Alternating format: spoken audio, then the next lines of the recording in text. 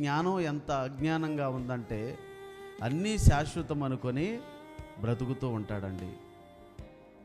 శాశ్వతము కాదు అని అన్నీ తెలుసు, కానీ అన్నీ శాశ్వతం అనుకొని బ్రతుకుతూ ఉంటాము. కానీ దేవుని బిడ్డలారా, దేవుని వాక్యాన్ని అర్థం చేసుకునేవాడు, దేవుని వాక్యానుసారంగా నడుస్తున్నవాడు, అతను మనోనేత్రాలు తెరవబడిన వాడై ఉంటాడు. కాబట్టి అతని లోకములో అన్నీ కలిగి ఉన్నా అన్నీ కలిగి ఉండనట్టు జీవిస్తాడండి. హల్లెలూయా.